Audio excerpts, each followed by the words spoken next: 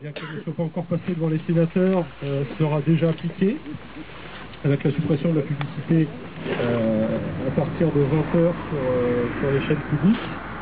Ça veut dire très concrètement pour France 3 Iroise une réorganisation des programmes et la suppression donc de la deuxième diffusion du soir, c'est-à-dire celle de 19h57. La deuxième diffusion qui était la plus regardée avec entre 60 000 et 80 000 téléspectateurs par jour en moyenne. C'était donc l'édition la plus regardée de France 3 Iroise et l'une des plus fortes audiences aussi des locales en France. Donc elle est purement et simplement supprimée pour laisser place à d'autres programmes nationaux, la publicité, etc. Ce qui nous fait réagir, non seulement c'est la perte d'audience, mais c'est aussi la logique qu'il y a derrière ça, parce que nous on pensait que télévision, certes nationale, à vocation régionale, mais enfin bon, télévision régionale, on va dire, devait logiquement donner la priorité dans sa réorganisation aux programmes locaux, régionaux, et on se rend compte que c'est pas le cas. France 3 a décidé de laisser la place aux programmes nationaux, d'épargner à peu près les journaux régionaux, puisqu'ils conservent à peu près leurs horaires, un petit peu allongés, sans aucun moyen supplémentaire, donc ça va pas être très facile non plus pour tous ceux qui travaillent pour les journaux régionaux. Ça va être un sacré casse-croûte, mais enfin bon, ils sont à peu près épargnés. Et puis les locales, eh bien, royalement, on les méprise. Donc c'est assez agaçant. Il faut aussi signaler que la première édition, celle de 18h48, est aussi avancée d'une dizaine de minutes à peu près.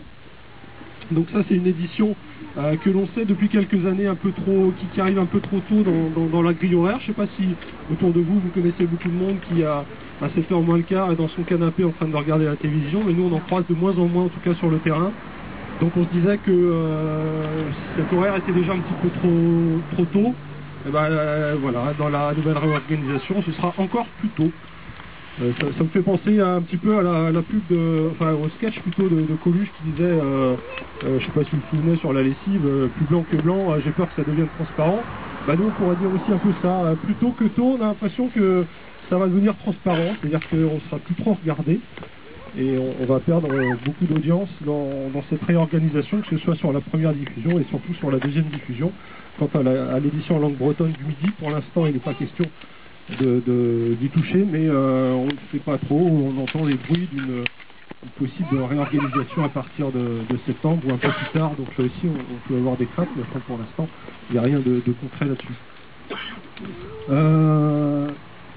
Alors il y a quand même des réflexions qui nous viennent, parce que ça on le sait depuis 2 mois à peu près. Quand on a eu les premiers bruits, on a commencé à agiter un petit peu les choses, et puis en 2 mois, il y a eu quand même des discussions, des négociations, que ce soit par l'intermédiaire de l'intersyndicale, que ce soit par l'intermédiaire des instances représentatives du personnel. Il y a eu des discussions, des négociations, enfin on peut appeler ça comme on veut, en tout cas des rencontres avec les dirigeants de France 3. Même les rédacteurs en chef des locales sont allés à Paris dire tout le mal qu'ils pensaient de cette réorganisation.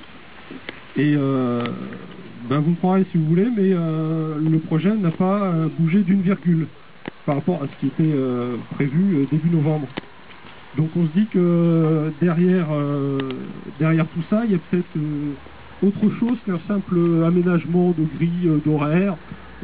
Simplement les locales oubliées, on se demande si finalement il n'y a pas 2 objectifs derrière ça. Un objectif économique, c'est-à-dire que une fois que les locales, il y en a une trentaine, entre 30 et 40, j'ai plus le chiffre exact en tête, je crois que c'est 34 ou 36 en France. On se dit que une fois que les locales auront une audience très faible, ce sera facile de les supprimer. Et dans une entreprise qui sera très amoindrie financièrement par la loi sur l'audiovisuel, ça fera des économies qui seront certainement les bienvenues à ce moment-là.